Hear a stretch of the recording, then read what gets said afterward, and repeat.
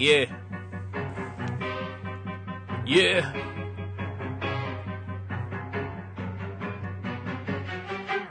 Guess who came back with a large fucking fist to eat the Brooklyn blast furnace? I brought your ugly bitch with me. Your shit is sus. Ain't nobody trying to hear you talk. When Jimmy's on the mic, they take your whack shit and turn it off. It's real life, not them stories that you punks say. He made it out alive, and he's relatively unscathed.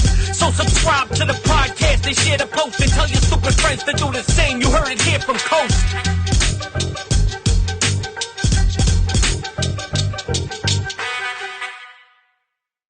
So without further ado, you know, my guest, long overdue, is my friend Roger Miret, of course, from the Psychos and the Alligators, which I would like to actually talk to you a little bit about. And for over 40 years, Agnostic Front, Roger Miret and the Disasters, right, and Madball. Then, listen, you have author of this right here, My Riot. You got this deal right here. With this right here, my man, is absolutely incredible. With time, I'm glad you got it, man. Dude. As soon as you put it up, I was one of the first. It was like you put up a. It was for a small limited run. The first time you put it up, I was like, oh shit! And I jumped all over it, and now I gotta go back and I have to get the deluxe edition because the deluxe wasn't available when I first got it. So now I gotta get both. Well, the deluxe was available. They were both available. With the initial first thing? There was either deluxe or regular, and those deluxes, those original deluxes have these limited sticker. They were numbered 1 through 100. They're numbered and signed. And let me take it, they're really gone now. Those are gone. Those disappeared in May, but the new deluxe also are gone. But you should hit up maybe I don't know who would have anything left over. Maybe Bridge 9 or maybe Generation. I don't think so. Right. I can talk to Mark. Maybe he might have one like in his little cave that he has downstairs. He has like a little secret room downstairs where he has like some shit. So I'll tell you that deluxe is it's like it's the one to get, man. It's got all. I know. I'm kicking myself in the ass a little bit. It's still the same book though. You still got the goodies from the book and all that stuff. It's just the extra extra stuff. Man. Yeah, man. That's the shit that I like. I think like because you have like you have a ridiculous vinyl collection, but you're a weird dude like I am when it comes to like little variants and like the little small little things. Like I've been into that kind of shit forever. Like these small little things. I don't care how much money it is. I don't care whatever. I just like all that little small little extra shit that goes on. I like all that detail too. The little details. But like you saw, you got the book in your hand. The thing weighs 4.5 pounds by itself. Dude.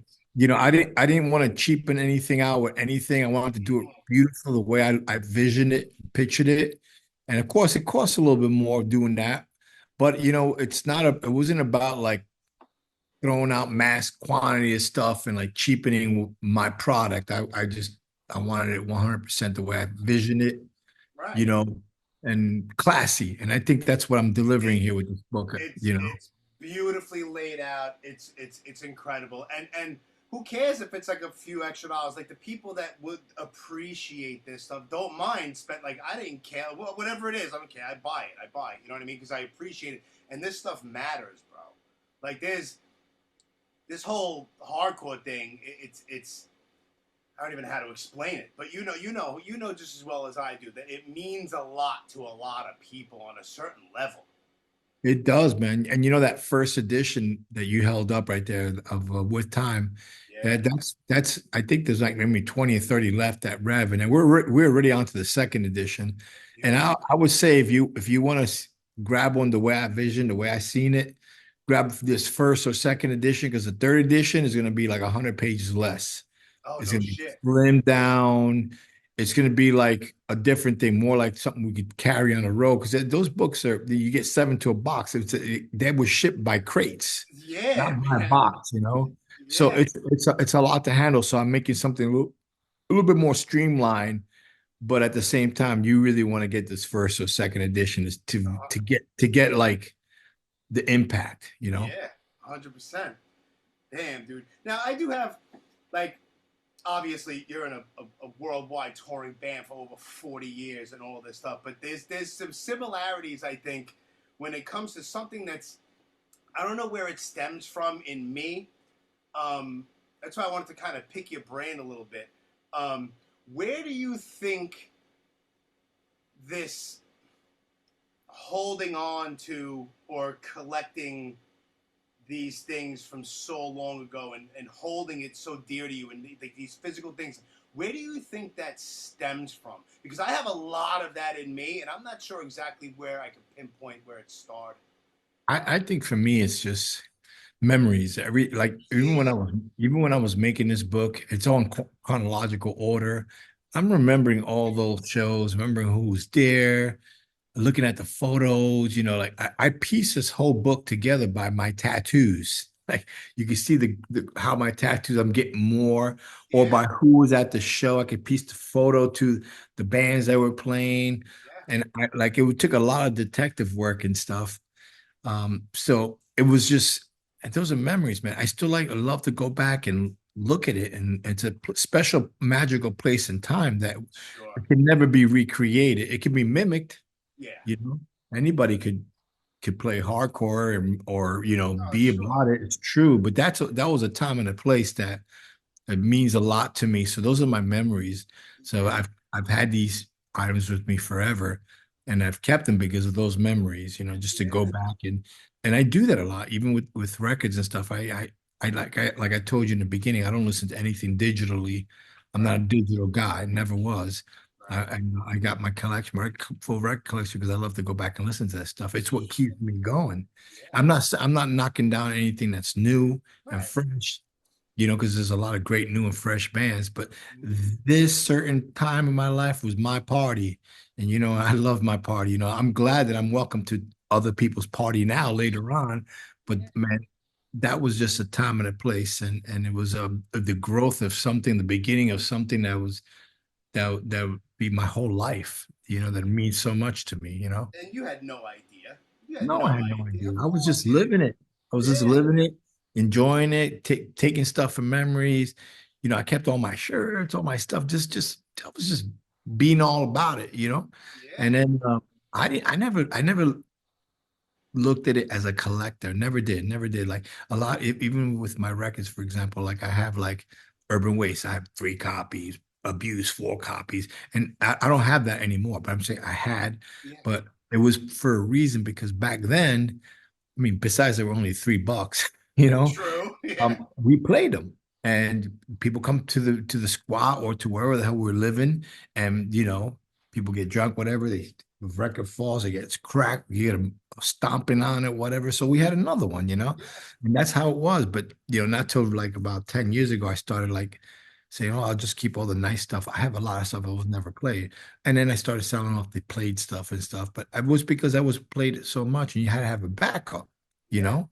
yeah, And if you love something, you can buy it once, you buy 2 or 3 of them for that reason, because wear and tear. It's yeah, plastic, dude. It falls, it cracks, you're done. Then you're yeah, gonna beat yourself in the head because you can't find another one. So yeah, that's kind of like my mentality. Was more of an enthusiast, you know what I mean? Like I never say like I got into punk. I always say punk got into me. And it was like fucking fierce fucking, like yeah, feeling, and I knew it woke me up, man. It just made me who I am. I became so alive with it, you know what I'm saying? sure, So all that stuff to me was just pretty much based on being enthusiast, not really a collector. I never thought of it that way. right, Like I was, I'm like that Poison Idea record. Record collectors are pretentious. I forgot the whole title. Asshole, whatever. You know what I mean? It's like that could be true, but like if you really, if this is something I grew up with or whatever, and I love, this is just my life. it's your life. Yeah, of course, man. I mean, you touched on you like it was just a unique time, and I felt like I was breaking your balls a little bit, but it was something that I have a little bit of a like I like to like toot my own stupid little horn there for a minute because all the I texted you it was 2 days ago. We're on podcast time right now. This will come out in a couple of days, but it was 32 years since you guys played your final U.S. show before you went on hiatus, and you recorded Last Warning. Right, right. That was the 20th, and this picture right here. Is that you? That's me. That's me, and that's you at CB's, man. Yeah, that was that show. I think what my friend took all those pictures. I-beam. Michael I-beam Klein. Yeah, I had him on here. Yep, but that's Oh, me. man. I'm all over that layout, man, and I'm the guy. I say this all the time, and people are like, all right, enough already with your stupid stories, but I'm the guy that screams motherfucker at the end of Your Mistake. Oh, really? Yeah. Yeah, so now it seems like after every fucking time you guys play Your Mistake, someone's yelling motherfucker, and I go, little stupid smile. Yeah, that was you. Yeah, that was me, man. I was just freshly 17 years old at that show. Oh, you're a year older than me then. No, I'm not. Stop your bullshit. No, you got me for a second. Like, how's that possible? Yeah, now I'm 49 years old, man. But yeah. I'm 48. See, I was right. Yeah, see? I know. Fucking funny. Yeah, but it's crazy, man. I have a ridiculous memory. I remember everything. I don't know. It's like a blessing and a curse how I remember so much shit. You know what I mean? And, Same here, bro. You know, I'm. That's what people tell me. They're like, "How do you remember all this shit?" Like, how do you not? I mean, gratefully, I do have my memory. You know. Yeah. I mean, and how do you not? You're right, but some people, that they have memory loss and stuff like that. And sure. Man, it's funny. Like I'll go back and forth when I sit with my friends, when I sit with Jimmy G or Vinny or any old school head, we just go back and forth, and we go all the way back, and we talk about crazy shit, the Mug Club, the antennas, beating people, whatever, Yeah, man. It's wild what we go back to, and it's like you were there again, like we were, kids again, 15, 16, whatever, still, it's wild. It's wild, yeah. Because I have a checkered past. I mean, I had my issues with drinking, mostly drinking and shit. I'm sober now over 10 years. Over the past 18 years, I'm sober for 15 of them. You know what I mean? So that's good. Congratulations. Yeah, thank you, man. But even through all of that stuff and the drinking and the drugs and the bullshit and all that, I still remember everything so vividly, man. And I don't know how. People are like, yo, how do you remember? I'm like, I don't know, but like photographic memory of certain things, what happened that night, what song was playing, what the place smelled like where we went afterwards, like everything, bro. I don't know how or whatever, but not to promote any of my shit, but since we're talking about this stuff, I wrote my own book. Oh, wow. I did. It's right now, it's in the editing stages. It's in the hands of my editor. It took me a lot less time than he thought I was going to. That was going to take. I handed in 753 pages. It's not going to be obviously that long because I'm not writing fucking War and Peace, you know what I mean?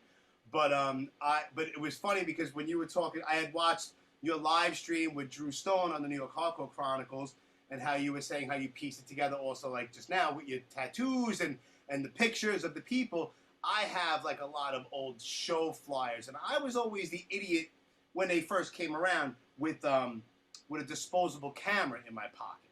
Mm-hmm. I had disposable camera all the time. I'd be in house parties, and people would be like, yo, why do you have that? Why are you taking pictures? Now all the people that are still around and still alive, like, yo, you still have those pictures? I'm like, yeah, I do. So they're like, holy shit, they're looking back and they're reminiscing. So I have all that and ticket stubs and flyers and all that. So there's a lot of time frame from like the early 90s to the mid 90s. It was kind of difficult. There's so much going on to piece everything together, where I went into my own archives and my own scrapbooks, and I was like, okay, the Beastie Boys played this night, but then before that, we saw Agnostic Front at CB's, and then then this brawl happened the next day. So I was able to make everything and put everything together like a puzzle. Yeah. Which you and John Joseph were like my inspiration to be like, yo, let me fucking write a book. Like why not? I'm not in a band. I'm not a famous dude, but I think I have a story to tell, and I'm not into it to make money, or I'm not an author or anything like that. Just to put my whole shit down on paper. If something happens, something happens. If not, that's cool too. At least I could say I wrote a book, You know what? Congratulations on that. And when I did my book, I took 10 years. That was 10 years in the making. I started that book in 1999 to be exact. Yeah. It went through all. I lost it twice. I lost it during the World Trade Center because it was all saved in the computer, and you're trying to find out what's going on, and you get all these viruses. It's all gone. I had bought this program called Naturally Speaking Dragon. I remember that, and I trained the computer to my voice because I was like, man, I got to do this all over. I'm just gonna talk and tell the stories. Yeah. It took forever. So I know that process, and then and I'm talking about my Riot, and finally when I finally like after bullshit in my life, which is crazy and touring so much, I had John who had saw what I had written because Ian's like, you got to show John the stuff you got, and I showed. I'm talking about John. Oh, John who did the book with me. Yeah, yeah, yes. So and then I said to him, he's like, oh, this is great. I can help you out. I had too much pride. I didn't want nobody to help me out. I'm doing this myself, but whatever. And 4 years later, he hits me back up. I was like, yo, what's up with your book? I was like, you know what? Maybe you should take a look at this. And he did an edit. He made it like seem because I was all over the place. Yeah. That book went through 3 edits, and it was so therapeutical to do that book because I didn't know how much stuff I was blocking and stuff. You know what I mean? Like it really opened like Yeah. wounds, but it was healing at the same time. Letting Yeah. go. Kind of weird. So Yeah. that was a hell of a process, and it took a long time. And I was where I'm getting to is I really wanted to do that for my kids, for my family, my personal family, Sure. so they know how about their father. As a young immigrant coming from Cuba to America in this band and doing this. I just want that story to be there for my family. My legacy, my kids. You know what I'm saying? Sure. And then when I realized it was going to actually be out to the public, I was like, remember the day it came out? I was like, well, because I'm a very humble person, very quiet. I'm like, Yeah. I don't know about this, Yeah, yeah, man. Maybe I I feel the should, same way. I'm like, oh shit. maybe I should have just made the 4 copies I only need to give. On the end, Right. Yeah. But I let it go. And it was like, again, it was like I needed to just let go. It was part of the therapeutic treatment of myself, like Sure. need to let this go. This is good for me, the Yeah. best thing I did. And Yeah. and like I was telling you, I did this really for my family, and then it is what it is. I love the Incredible book. book. It went through As soon as it 3 edits. came out, I ripped right through that thing, man. Yeah, I went through 3 different edits, and each time wanted to make sure the person felt like they were walking next to me through the whole thing. And I think that was accomplished. It was. And then Absolutely was. now I wanted to get back to when you were talking about it. Like it was funny because you mentioned the Beastie Boys, right? Yeah, that was And just something that's on top of my head, sure. that's all good because I wasn't that guy who had a camera all the time, but I did once. Once Okay. I One took time. one time I took pictures of Max's Kansas City, the very last hardcore show, Beastie Boys, No shit. uh uh uh reruns band. What was the name of that band again? God, it'll come to me. Okay. The Influence and the, Okay. and the Bad Brains played too. And I got pictures. I snapped with a shitty Wow. camera. They're awesome, in Texas, Kansas City, That's crazy. I And that was was like, never in there. I and never stepped foot in there. I'm too young. I realized, like this ain't for me because, like I want to see the show. I couldn't do it. Like I didn't want to worry about it. Yeah. I just want to be there. And like I took like four or five pictures, and then I'm like, want to be part of it. I'm like, Of course. I want to be in it, It's crazy how especially in the crowd, when people nowadays, Jesus Christ, when they're in the crowd, it's just like everyone has their phone. It's like, yo, man, why are you at the show and you're watching the show through a foreign screen? Like, what? Right, they take it out when there's a popular song or something like, don't you want to experience it? Experience it, man. Gee, So I don't get it. That's where I kind of stopped. That was the end of my 1 day photography stage, but it was a classic show. I'll tell you that much. Fuck yeah. Well, that was a good time to take your pictures that one day. That one show. That's awesome. Listen, that's fucking fuck, man. So the book, that's why, I don't know, my old Blast Furnace Instagram page was hacked like 3 years ago, and I don't have access to it. That's why the one, I follow you, but I think that if I send you something, it goes into a different message thing or whatever. If it's in message requests or something, it's called Relatively Unscathed, and that's the working title for my book, and that's me. That's so I turned it into, instead of making another Blast Furnace one trying to explain to everybody, no, not this one, not, you know what I mean? I wanted to just get rid of all the questions You know what I mean? So I just made the one that I have now, and whatever. So It's funny because, like, I mean, honestly, like people always like, oh, I friend request you, whatever. Like, dude, there's 1,000 people on my friend request. yeah, I'm I not know, gonna I'm go sure. through 1,000 No, fucking people. no, I'm sure. So and then like if I'm there in person with the person, I'm saying, hey, okay, we'll do it right now. Right, yeah. I Okay. don't. I'm really not really a social media type of guy anyway. When I'm home, I want to be with my family, I don't blame you, dude. and I mean, it's got its importance and stuff, but I feel like I can't be. Yeah, I get a lot of friend requests, and it's because who I am and what I do, Of and I'm course. grateful. These are people that love Agnostic Front, love what we do, and I'm very grateful for it. But I just I'm not that social media type of guy. No, So you shouldn't I want have my to own be. space and my own pages for my own family, for my own things. You know what I'm saying? Absolutely, 100%. But I wanted to say something with that. I mean, when I see you, we'll figure it out, or you just send me a text. Yeah. I I'm not mean, worried about that shit either, dude. I'm just I'm saying. just saying, like people like come up to me, oh man, I sent you. I'm like, dude, Yeah, you live on this it's shit really over. not that deep, bro. It's really not that serious. You think I'm on my fucking phone all day doing this shit? Like, I got life, dude. I got family. I got things I love to do. Yeah, Like I like experience in life. yeah. I want to be in the My moment. I want to phone. be on my phone. Yeah, exactly. So you're in Arizona. I think I was pretty close to you not that long ago. I was I went on this crazy road trip with my daughter. My daughter's 15, and I had texted you. I was supposed to yesterday. I thought I was gonna die. I ate something that was trying to kill me. I don't know what the fuck was going on, but I was supposed to go down to Generation Records, even though I got Stigma's book, but I never got it signed. I was gonna have him sign it. Whatever. I see Stigma all the time anyway. And then I was gonna go down to Tom's River to go see Murphy's Law with my daughter because Yeah, I remember. my daughter never see Murphy's Law, but I was dying. I didn't know what it was, and I didn't want to get my daughter sick, so all of that went out the window.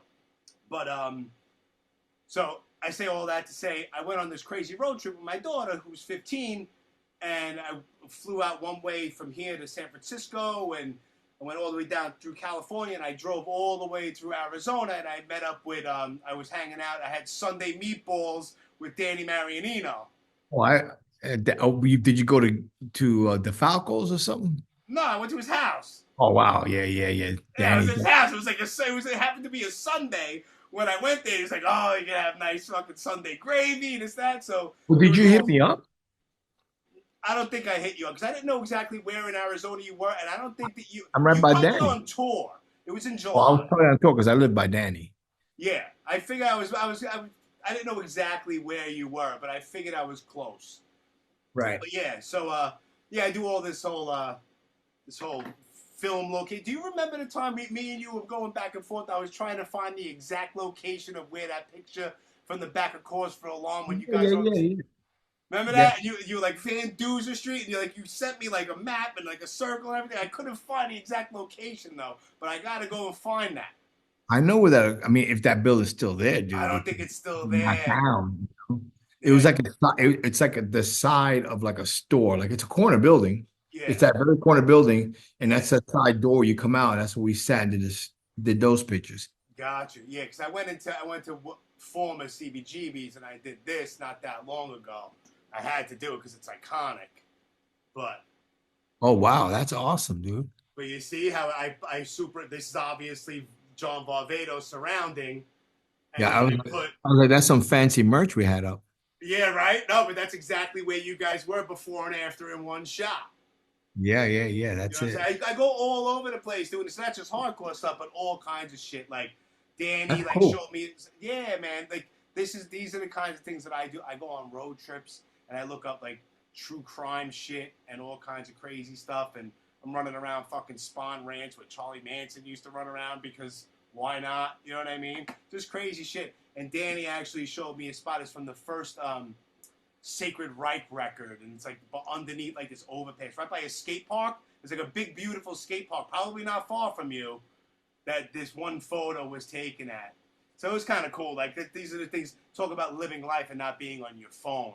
You know what I mean? Right. Hey, send me that. Send me that. That's cool. Yeah, no, I'll send you. There's a few different AF things that I got. As a matter of fact, I need to make it to Hoboken because the building, most of the block is gone, but the actual rooftop where you guys film Gotta Go is still there. That warehouse kind of place. That Billy one Milano building lived is in. still there, but a whole bunch of other ones are gone. Wow. So I gotta try to get my way somehow Onto to that the roof? roof. Yeah, man. Fuck yeah. Yeah, why not? Like these are the things I do. Get the hell out of the house and do things. You know what I mean? So yeah, I'll send you any AF stuff that I got. I tried to do the Van Duzer Street one, but I'll have to go back. I know it's like right by Stapleton, right? Yeah, it's really not on Van Duzer. It's by the Stapleton Projects, obviously. Yeah. I mean, that map I show you is pretty much where it was. Where it was. Yeah, I'm gonna have to like get out and start walking around and actually kind of see if there's anything that telltale that still exists. Maybe. Because And I'll look. I lived a block away from that with me. It was me and Paul Chater.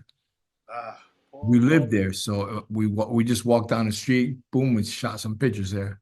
Yeah. Now, do you realize that New York hardcore wouldn't be anything if at all if it wasn't for you and Agnostic Front? You realize that? I don't really. I mean, I know you're a humble guy, but let's call facts facts, bro. I just think that we continue pushing through it.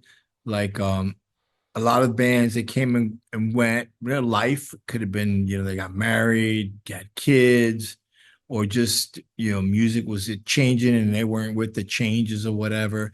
And that was a lot of the early bands for sure. There's a lot of bands that stuck around still knocking it out, like Murphy's Law you mentioned, you know what I'm saying? Still so Chromax was still doing it for his, what they're doing, you know what I'm saying? yeah. But we just, for some reason, that our Victim in Pain record was the record that really put New York City hard on the map. Because there Yeah. was other albums, don't kid yourself. Proud, what a phenomenal album. Love it. Reagan Youth came out about the same time. And Yeah. that's a great album. It's one of my favorite albums. Rest in Straight peace, up, Paul and Cripple. And but for some reason, Victim in Pain is something people kind of connected to. I think it's just the greediness of it, talking about oppression, overcoming oppression, talking about unity, talking about coming together, talking about we could do all this stuff together. It kind of bridged hardcore, especially New York hardcore, with the world. You know what I'm saying?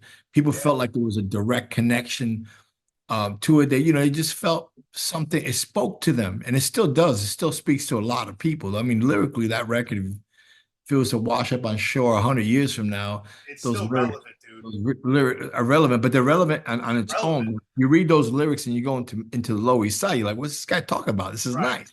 Sure. Yo, it's But fucking Disney World down there. It's yeah, yeah, insane. you know what I'm saying. Mhm. But it was just it was so I don't I say we continue with it, and it was bands, the next wave of bands that kept doing, like, Think of It All, for example. Madball, you know what I'm saying? Like we just kept going through it. We were just doing our thing. Um, Yeah. just doing what we love. You know what I'm saying? Yeah. Not intentionally trying to do anything. It's just that like we just never grew out of it, I guess, And It's like I said, when it that's got a into fucking us, it beautiful never thing, man. left. Because you So we're still care. doing it. 43 years later, the band is still the band, you know? It's just because you care, bro. Yeah. You care, and it shows. It's not like it's not being forced. It's not fake. It's passion, man. You know what I'm saying? And another thing It's is like, and the secret to our like success or legacy or whatever you want to call it is just being real. yeah. Like people want to be a part of something that's real and genuine. They smell something that's fake and I was just bullshit, gonna say man. that they'll sniff it out in They'll a sniff it heartbeat. out. They're like, but I don't, like, I mean, don't you? You know, Yeah, you smell something that's bullshit, you walk away, whatever. So yeah. they've always felt like this connection, like meeting us, knowing they could come up to us, they could shake our hands, they could do any, take a photo with us, come to the show and be a part of the show. Yeah. Like you yelling, fuck yeah, whatever the hell you yell, Motherfucker. Yeah, I was just Motherfucker. pissed off. I was angry. I probably had a couple of 40 ounces in me that day. I was fucking raw. So it's like, that's really it, man. It's just we just love what we do, bro, and that's it. Yeah. And I'm not gonna take full like responsibility for like holding and keeping New York hardcore alive because it was a lot of my peers, a lot of great bands. Oh, I mean, don't 100%. forget the Bad Brains too, but they're DC Yeah. Implant, Implant, whatever. But they were still notably popular through New York. Well, you're a major pillar, that's for sure. So we just did what we did, bro. Yeah, yeah, it's fucking incredible. Now, I found, well, this might be weird because I'm a year older than you, but I'm damn it, I wanted to make you spit your fucking coffee, whatever you're drinking. Fuck. But I found AF probably a little bit later on. Well, not really late, but I'm gonna say in '89 is when I've heard of you guys. But I was a metalhead. I was into metal, and then I found like Suicidal Tendencies, and then I went to L'Amour's because Suicidal was playing, but it was White Zombie, Leeway, Suicidal. Is that 1990? Might have been, yeah. I was at that show. I just got out of prison. That was my first show I went to. Really? So I was there. That was my catalyst. That was my turning point. Because I went there to see Suicidal. I was like, White Zombie, whatever. They weren't anything at that point yet. They weren't giant yet. We're the house band for L'Amour's. They played every oh, absolutely. And then there was Leeway, which I had never heard a note, but I've seen them flyers all the time. So, and you know how like the metal thing is bullet belts and mullets and spikes and Kerry King and all that. So here comes Leeway and Eddie, rest in peace, Eddie, and Mike Gibbons. Here comes Eddie. He weighs 78 pounds, and there's Pokey at the time is playing drums, and there's no gimmicks. It looks like AJ just walked off of a construction site. And they opened up with Future What It Used to Be, which was on Desperate Measures, which isn't out yet at the time. And then they opened up with Rise and Fall. And I was remember like the stadium steps that were on the left side of the stage in L'Amour's. So I'm standing on there, and I had like kind of like a bird's eye view a little bit above everyone's head.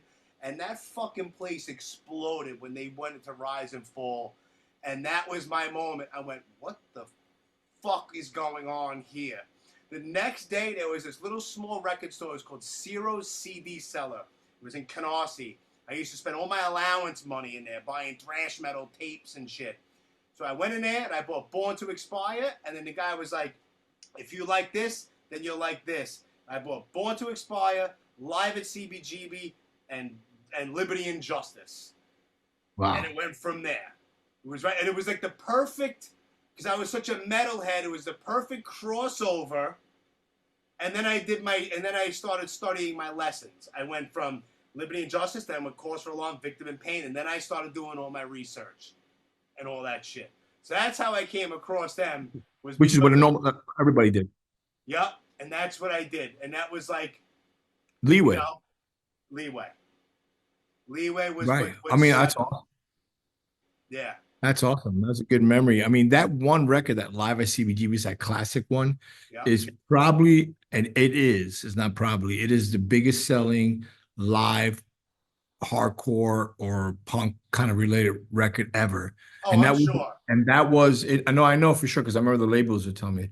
And that was the one record that really that was a lot of people's first record. Really?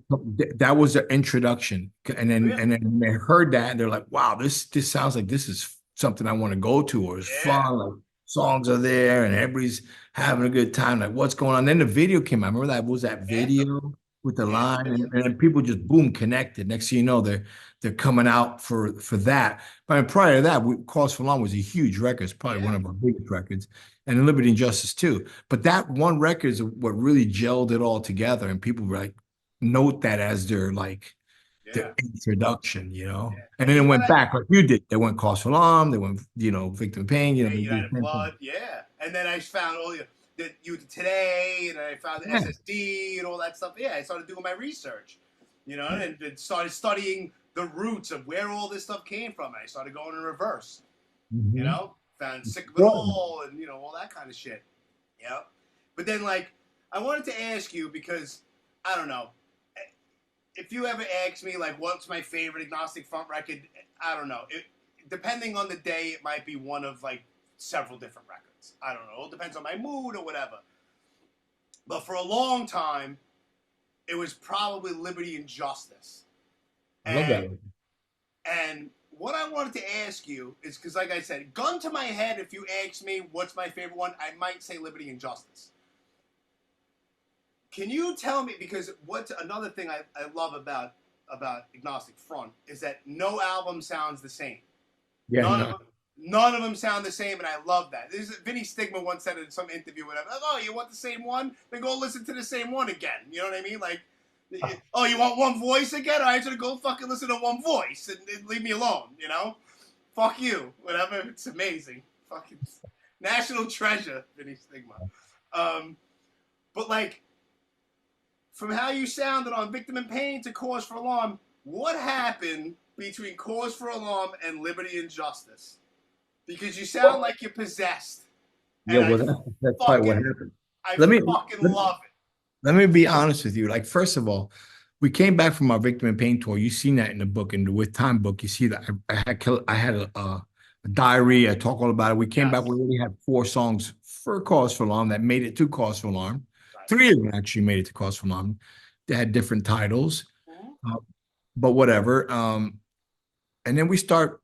You know, I put together what I thought would be a super group of, you know, I asked Alex to join the band. I figured, you know, members of Cause for Alarm, members of Agnostic Front, we're going to do this incredible, like, hardcore record. And it was a complete opposite. Music was evolving, things were changing. Sure. Kabula had a lot to do with the writing in Cause for Alarm. So did Alex. Both of them were like really key into that, you know, and. You know, I was kind of lost. I didn't know how to approach some of those songs, because even when we were doing it on the tour, they had a little bit more of a, I mean, it was a Vinny playing, so they never really had that much of a metallic feel picking to it, you know? So then I was uncomfortable with it. In fact, most of those lyrics on that record, most of the stuff vocally, what I did in that record, I was doing it right in the studio, like right there. So I never was comfortable with that record, especially vocal wise, because I just never felt like I never gave the songs time to mature with me where I could hit it a certain way. Now, when I go back and, like, if you watch us play, I love the songs because now it's mature with me, and I'm good with it, you know. And I wish I would have had that time. I didn't have it. My own fault. I was also sick during that recording. I had a cold, and it was just, you got to do it. Okay, I did it, whatever. But then by the time that came out and I started being comfortable with the songs, and we started touring and doing all Cause for Alarm songs and stuff, and they were great. It was a success. It was a crazy album, you know. Then by the time Liberty and Justice came, I already was in my groove and I could approach anything anyway. And I was just wilder at that point. Bro, I already wild in that I already had this figured out, how my craziness. So that was a natural craziness into that. But like you say, no albums sound the same, because the truth is that we were never a studio band, and we still aren't a studio band. We're a live band. Yeah. So if you pick up those live records and you hear us playing all the songs, everything sounds like one album, one thing, because we've never been a studio band. We're that band that you got to see live. Yes. You know, but the studio stuff is cool. You get the songs, whatever. But I go back, listen to it. I'm like, I struggle with it. Is that really me? Is that my voice? I don't get it. You know, I'm singing over here. I sound like this. I don't know. Do I sound like that? The studios can do whatever they want to you. So that's the thing, you know, like, I approach it the same way, but they come out a certain way because you're in a studio, whatever mic, whatever this, whatever that, whatever I'm feeling. But it's the live where you want to catch Agnostic Front, for sure. Well, Alex Perry-Alice was behind that Liberty and Justice record too. That might have played a little bit of part in that. Alex, yeah, he was wild. I remember he had a boat. Took us out on this boat in the lake. That was a wild time.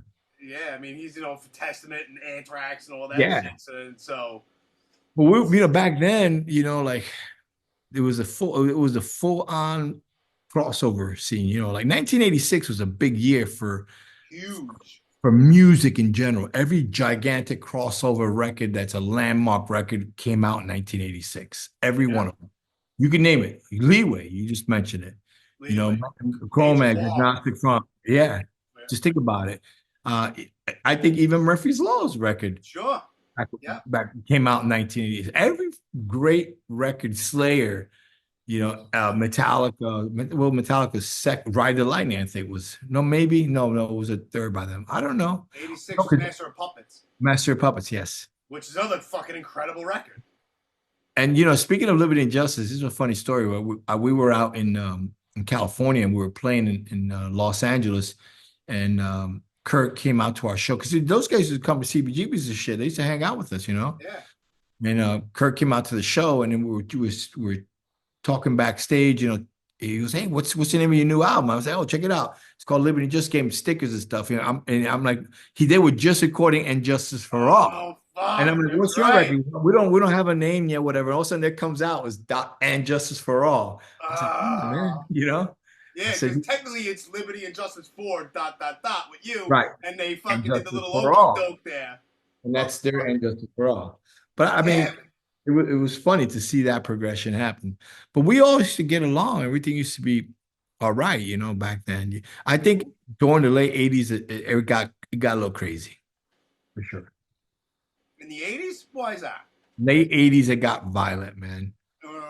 And if you think about all those early shows at the Ritz, look at those. You can look at those shows at the Ritz, even at Lemore's, when like the show you attended with. I remember that shit. I remember that show too. I remember going to that show and seeing some stuff I didn't like. I was at the stop, seeing like people like getting, beat up just because they had long hair and shit. Yeah, that long hair shit. Yeah. And I was never about that because I always felt there was a lot more. We had a lot more in common than we did not in common. If it wasn't, the only difference was long hair or mohawk short hair or spiked hair, because we all liked aggressive, loud music and fast music, and we all kind of dressed the same, tight black pants, t-shirts. We're all outcasts. Yeah. We didn't. The society never liked any of us, so there was so many more similarities. So all of a sudden, like, divided because someone's got long hair and they listen to this, and Stupid. it started getting crazy. And it became distasteful, and it actually killed the scene for a minute there. It went from like shows at the Ritz sold out, which we did one with Morbid Angel, SOD, Agnostic Front. Our show was doing better, and Chris Wilson combined it, and then made that mega show out of it. But we were selling better. He called me a week before, "Let's combine it." I was like, "Well, he had to combine other stuff to make me go with it." Yeah.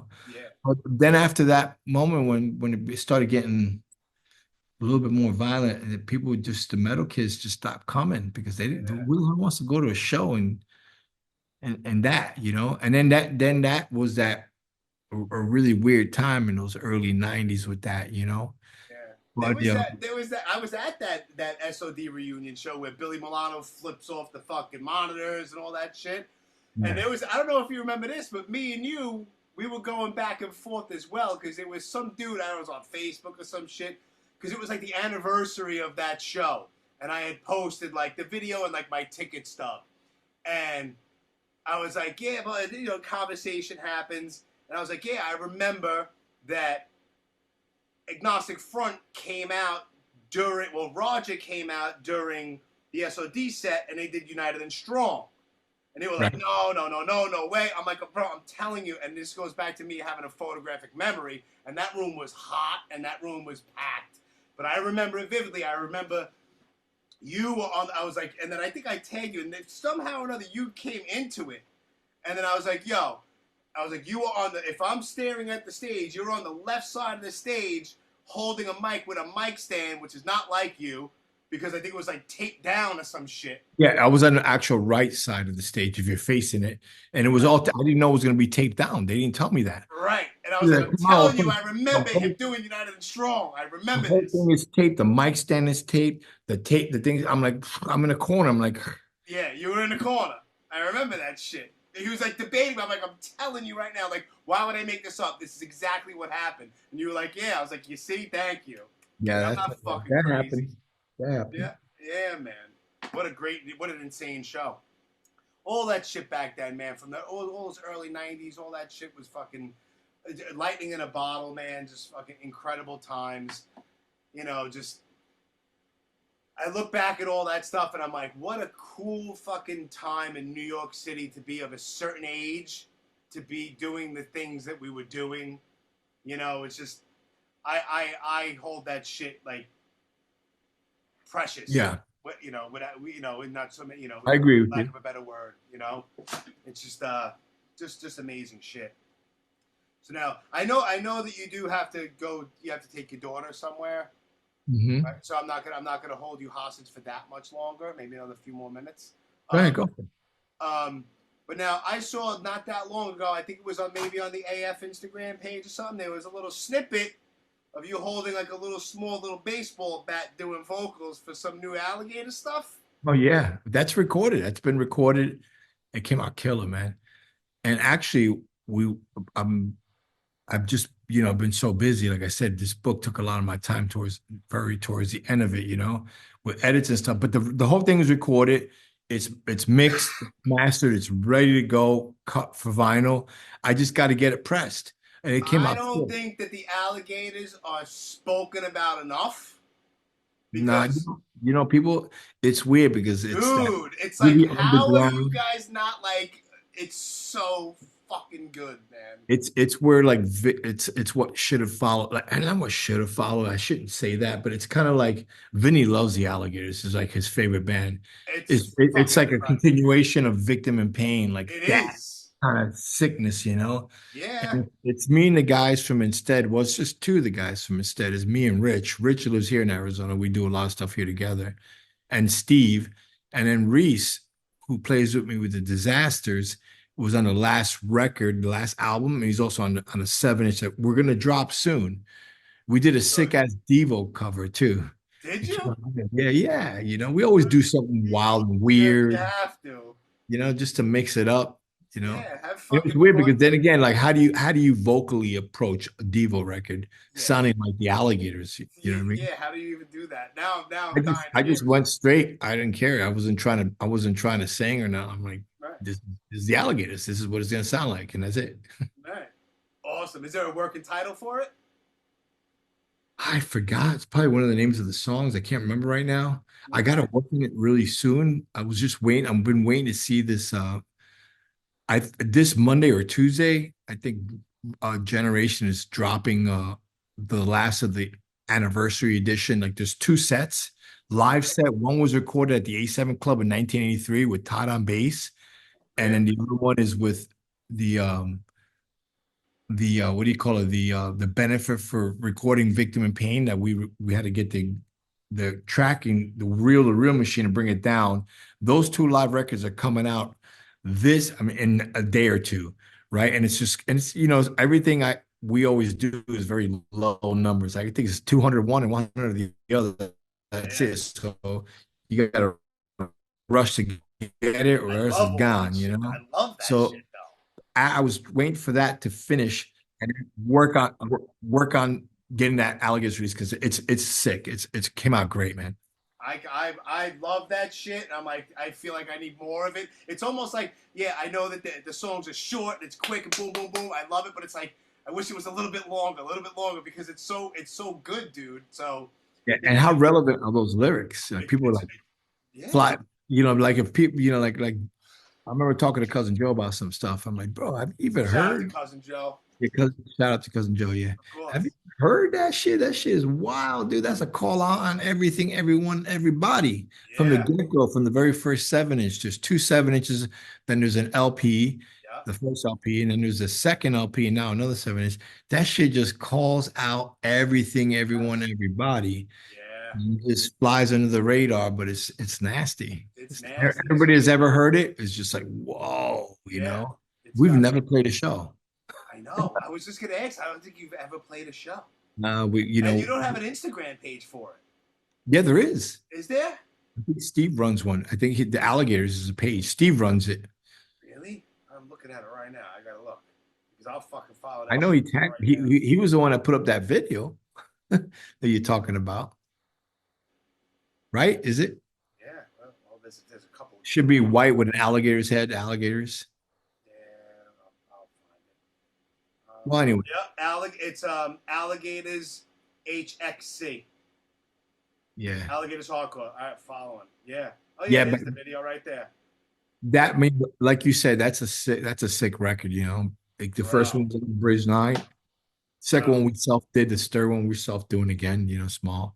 Yeah. But it's some sure as hell ballsy ass hardcore stuff. Yeah. That people really need to fucking search out a little bit and fucking get hip to it because it's I ridiculous. think all those songs are up digitally.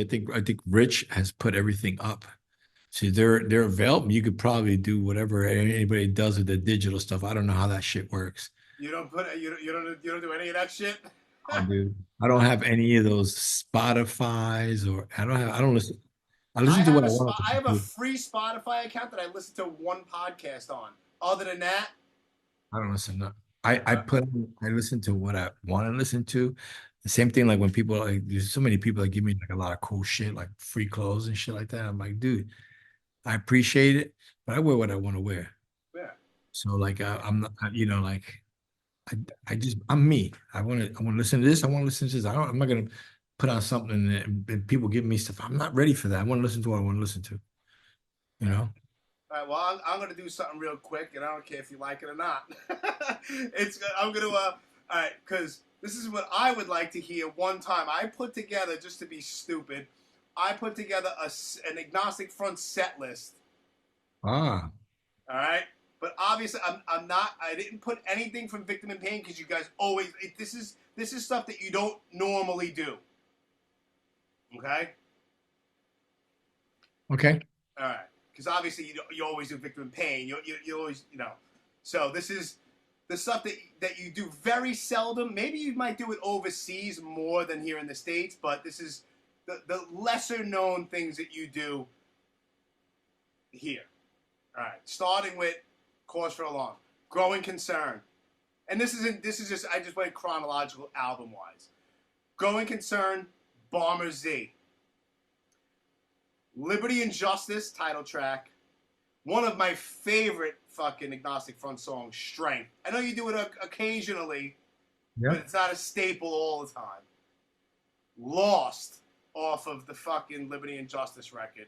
Those lyrics, I don't know, bro. Come on, the dogs run wild. That shit is crazy. And Another Side, another fucking great slept on track, I think. Deep cuts. One Voice, you got New Jack, which you do occasionally. You do. Your Fall, one of my favorites. Crime Without Sin, one of my favorites. The Tombs, another fucking classic. Something's Gotta Give. Believe and The Blame. Love them. I Had Enough and the title track Riot Upstart. Why don't you do that shit no more, man? You gotta do Riot Up. Like you don't. I know that you have so much. You know what it is? It's weird. People want us to do certain stuff and we do it, and people stand there and look at us like I remember we study their lessons then. It's just like, it's hard to make everybody happy. So we try to touch on a little bit of everything. Yeah, I know. Like lately we've been doing like, for example, we did from One Voice, we do New Jack and we've lately been doing Over the Edge. So I do want to do Your Fall. We just haven't really gotten to it. We also got a newer drummer. He's not new with us anymore, but we're trying to break in people and we're also writing a new record. We're going to record January 10th. We're in the studio recording a whole new record. Fucking love it. So it's hard to stay on top of stuff. Now, some of those Cause for Alarm songs, I mean, the Liberty and Justice songs that you mentioned, like we've done those and we've done occasionally like in anniversary sets. Like I remember when the Live at CBGB's, what was that? That came out in 89, 99, 2019. We were in the States. We were doing that whole set, top to bottom. Fucking how it started, the whole thing. And we would do that every song that's in there on that record, we were playing it, So there's only like, at the same time we always mix it up. We do different things in Europe than we do in America. Like none of the stuff you mentioned really was any of the European stuff that's later that we mostly do in Europe. And you didn't mention a single thing from like the Nuclear Blast days or like that era. You kind of I'm not done. Oh, okay, you're not done? Well, no. Man, first of all, you're trying to kill me. That's a long set. That was right. I'm sorry. You got Fall of the Parasite and, bro, Dedication off Another Voice, fucking incredible. And Hardcore to Definition. Those are good. Great. Warriors and Black and Blue. Warriors is hard. I love Warriors. Warriors is hard, bro. My Life, That's Life, which you do pretty often. I gotta go with my notes. I can't see, motherfucker. The American Dream Died, incredible. Only in America is a fucking I love that song. Only in America, We play that all the time in Europe. Every See, single. not here though. That's what I mean. Like I don't know about here. It's weird because Incredible. some of those records really weren't that readily available over here, or like I don't know. I just feel like when I'm in America, I feel very nostalgic, and I want to do like stuff that I don't do in Europe. In Europe, we don't do a lot of those victim and pain songs. They don't know them. It's Really? weird. It's That's weird, man. weird. Like this last show, were advertised to do it, so we did a lot of them. So it's like two different worlds. So when Yeah. I'm here, I want to do that stuff. Most of the cause for alarm, most of the victim in pain, because I don't get to do that, Yeah. And when I'm in Yeah. Europe, it's just a different thing. Because if we were to do like for example, we were to do like anything different, we only do like two victim and pain songs in Europe, basically. Here we'll do Really? almost everything minus one or two songs, Yeah. You like pretty much the whole record. It's two different worlds. Do a So lot of United Blood all the time. yeah, we do one song in Europe for that. So when I'm here, I want to play those songs. I don't get to Sure. play, you know? And then off of Get Loud, you got In My Blood and Devastated. Yeah. But you're right. It's hard to come up with these set Of lists. course it is. I just When figured I'd just throw something different out there, just bounce it off of you. well, okay, so it's okay if I break your heart. Yeah, God. Have at Broken. Broken. it. But I do want to do like a couple of those songs you mentioned. And we will. We just got to get together and go through it a few times. But right now we're focused hardcore on getting this new record. We're Yeah, recording, like I said, in Long Island on January 10th, the recording starts. nice. So you coming out to Long Island? Nice. Well, not me. They start. They I'm start. I'm making them come to me for the There you vocals. go. There you go. Well, listen, what is it, like 80 degrees there right now? It's like 12 degrees right now in Brooklyn. It's brutal. Well, it's nice here now. I don't know about 80. I'll check, but I don't think it's 80. Let me look at the weather real quick. You mentioned that you're starting to do Over the Edge, and the first thing that popped in my head, because I have this ridiculous memory, the first thing that popped in my head when you said Over the Edge was that was the song that ended the set at the Palladium in '92 on that You remember Wednesday. that? The Riot. Yeah, I was there. Riot. The Riot. The Riot, which was insane. Yeah, man. I wish that there was better There's a little bit of footage on YouTube of that, but I wish it was like longer and like better quality. It's really terrible. That went nuts. It went nuts. We all stormed the stage. We all stomping, screaming, skinhead army. I thought the fucking stage was gonna collapse underneath all of us. That was crazy The night. shit that happened back behind the stage was wow. It was brawl, big ass brawl. We were fighting the bouncers. Yeah, it was all the bounces. Yeah. They It was kept our banner. They kept our banner. they what? They kept our banner. Did they? Yeah, and we never got it back. No shit. I remember that because the bouncers were being real fucking assholes. The club was the one that refused to give it back to us, and But what was the point of them keeping that? That's like on some I fucking don't know. elementary school shit. Yeah. We just made another one. Yeah, that's it. You still got your ass beat. Yeah. Fucking crazy, man. What a fucking night. It was a Wednesday night. Fucking like doors were at like 9 o'clock. It was like $12. Like fucking Murphy's Law, Nuclear Assault, you guys, Leeway, the Radix, Luna Chicks, so many Functional Idiots. It was so many bands. Fucking incredible. I remember that shit like it was yesterday. I don't know how. That was fucking 32 years ago, dude. Yeah, wow. Crazy. We've been around for a little while. Fucking incredible, dude. So now, all right. I know that you gotta go. You have to bring your daughter somewhere.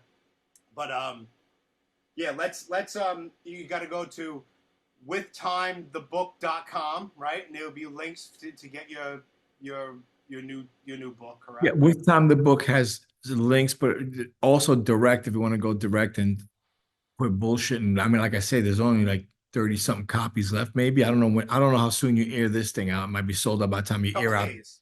Okay, the first edition might be sold out by then, but doesn't mean you can't still order it and you're gonna get a second or maybe Lucky got a first. Right. But revhq.com they're readily available. It doesn't hurt to check with. I left some signed copies, which if you want to get signed copies, I left some with Generation and some with Bridge 9. So if you go to those outlets first, and they just they got, I signed a bunch of them so they could keep stock for themselves. For, I don't know if they're still gonna have any. It's Christmas, whatever. It is. Might be worth checking that out. And then or Rev HQ, it'll still be available at Rev HQ as the second edition pops up. Yeah, and So shout out to Generation Records because they do sponsor this podcast. So follow them on Instagram at Generation Records. They're at 210 Thompson Street in the West Village here in New York City. Fucking greatest fucking record store in the city by far. And Mark always supports, and there's always amazing shit going on down there. Always. yeah, Mark's gonna be dropping those 2 anniversary shows. That one A7 show was the last show ever at the A7 Club. And like I said, that was a live show with Todd Youth on bass. And you could hear that's December of 1983. And it came off a video I own, like of our whole set. And then now it's, cut it down to this. Yeah, our set was 22 minutes long, And then you could see, I would say you see Todd playing whatever, you could hear us talking, and you could hear like pre-Victim in Pain songs, including Victim in Pain, which was written in 83. Like, then all of a sudden the next one is the other anniversary one is the next year, 84, like March of 84. And that's the show for the benefit to record Victim in Pain. And at that point, we're playing a lot more Victim in Pain songs. But it's really cool. They're both live, but they're both part of the anniversary, with that special stamp, whatever, and a very low, like 200 of one and 100 of the other, Awesome. of each. So it's just like first come, first serve. They'll get.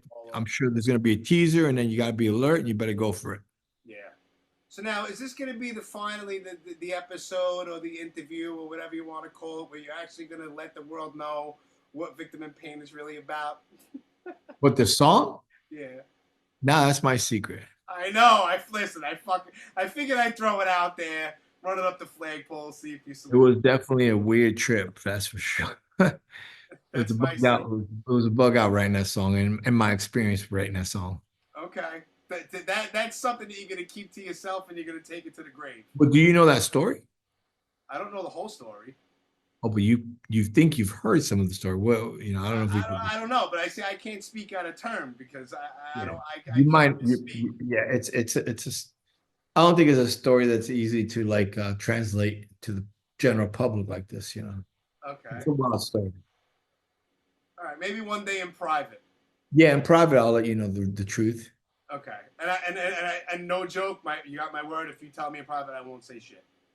But that's about the writing of the song. Right.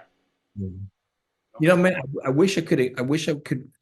That's one thing I could not find is the actual. I used to keep a book. I was writing all the lyrics in, and my boy Chinito, who grew up with me, and he's every time I see him, he's like, Roger, remember going to the park and when you were writing those lyrics and we were going, you would like tell them to me. I'm like, yeah, man, Chinito, I don't know what happened to that book, I wish I did with all those books and Victim. I mean, all those lyrics, Victim Pain. This book I used to carry around. I used to be writing lyrics as I'm living. Yeah.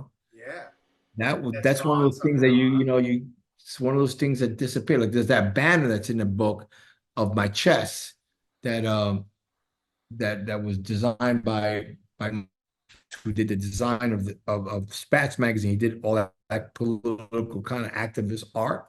Yeah. That went the way of the Buffalo too. The last time we saw that was if you look at the tour diary and those photos, was when we played that Carpet Warehouse in Florida. That was the last time I ever hung up. And that's the last time I've ever seen it. So who knows where that is? So it's weird things like that. Every once in a while somebody will return a banner we left somewhere. I just got 2 in the mail. From like some weird obscure place from like somehow we left it somewhere. And they're like, oh, yeah, I got that. And they're gigantic, some of them, Yeah. Fucking crazy. You got them in the mail? Like, what the fuck is this? There's one coming in the mail. I'm surprised they didn't get it yet. And there's another one that came in the mail like 2 months ago. Really? Yeah. You just have them in your archive. You must have, like, you ever see, like, Bob Riley, fucking one of the best dudes ever? Bob Riley, yeah. Do you ever see his attic shit that he does? He does that attic thing, yeah. Bro, why you should do something like that with your collection. You know how many people would love to see that shit? I've never been in his attic, but I'll tell you what, it's a scary thought of having vinyl in an attic. Yeah, I'm sure. But he does like these attic like there was this one video he did where he's going through his attic. It's like called Riley's Attic. And he's just showing everything. It's incredible. But your shit's probably just as incredible, if not more. Well, you know, another thing is like if you're following us like on Instagram, Agnostic Front Instagram, on Facebook, also follow With Time the Book. If you start getting the book, start making posts that are tag it, you know, and Yeah.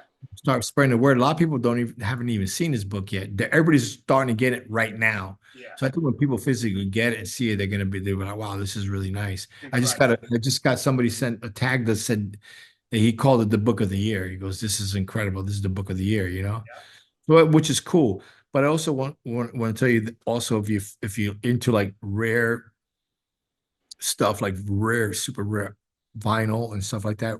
I got bored during the pandemic and I post up a lot of my records, just not everything, but a lot. Sure. And I have a site. It's a Vinyl Assault on Instagram. Vinyl Assault. Go to Vinyl Assault on Instagram. You'll see a lot of really crazy rare stuff. And most of it is hardcore. I do have some metal records. Yeah. You know, rare stuff too. But it was just like me touring through America. Like if you catch the drift, I was making a little tour around America as I was listening of bands from different cities. You know what I mean? Yeah. Then I post a lot of different rare stuff that people are like, wow, you know. Yeah, it's incredible, dude. I left the good stuff in my book, like all the crazy Agnostic Front rare stuff. Yeah, it's fucking so good, man. So Vinyl Assault on Instagram, With Time the Book on Instagram, Agnostic Front NYC on Instagram, and yours is just Roger Miret on Instagram. Yeah. It's Alligators HXC on Instagram. You have a Roger Miret and the Disasters page or no? No, we don't. We don't. Anything gonna happen with them? Well, you know what, man? It's you know, like I've been so busy. We got a bunch of new songs and we just never got to record them. And now Reese is playing with the Street Dogs right now. Right. But I don't know when we'll get to it. Hopefully we will, because those songs are good. Yeah, I man. like to do them. Yeah. Like I said, I'm busy. There's only so much I could do. I'm already booked into December of next year. I'm sure. I'm booked all the way into December. Could you imagine? I'm still in December this year. Yeah. So it's well, I'll see you guys on what is it? It's like April. It's April of this coming year. I'll see you guys at the Amityville Music Hall with Murphy's Law and Violent Way. awesome. That's the last date of the 2025 New York Blood Tour. Right, the American one. Yes, the American one. Yeah, I'll be there, 100%. Awesome. Thank you so much for this, dude. Come on, man. Thank you. It's been, like I said, it's been a long time coming. It's like there's like almost 400 episodes. I'm like, how come I haven't had Roger on yet? You know? Just timing and stuff. Bro, I know. That's why. And I didn't want to break your chops. I know you're busy. I know you enjoy your time with your family. It's called life.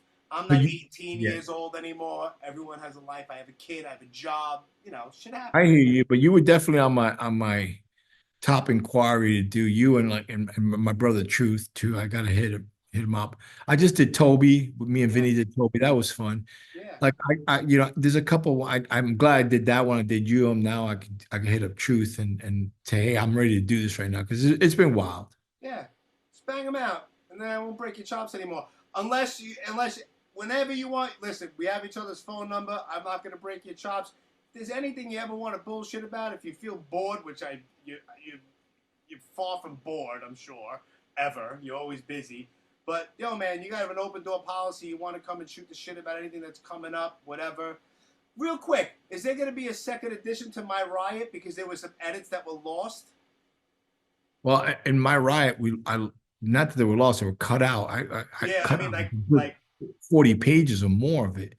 Like maybe a little extended version? No, man, that was a lot of. I could tell you that was 10 years in the making, and it wasn't easy to do. It's very, very, very, like I said, a very like humble but honest book. If anything, what I really want to do, and I'm going to work on soon, is an audio version of it.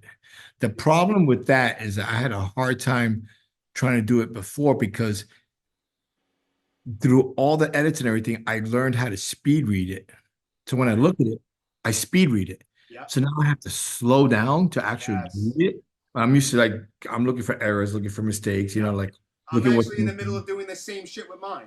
So then I can't go back and just generally read it I without know. flying through it, you know? Yeah. So I have to figure out, I have to get to a point where I could relax Yeah.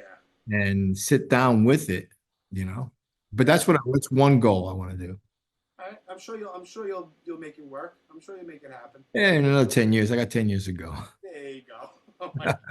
I'll do it little by little on your podcast and we'll There just you go. bring it That out in works. spurts. Let me know. We'll make it happen.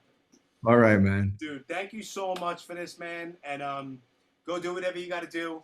And listen, I wish you nothing but the best and nothing but continued success with the books and the band and everything else. Enjoy your family. Merry Christmas. Happy New Year. All of that stuff, man. But Thank you, Jimmy. Same thing to you, brother. My utmost respect always, my man. Thank you. Same thing to you.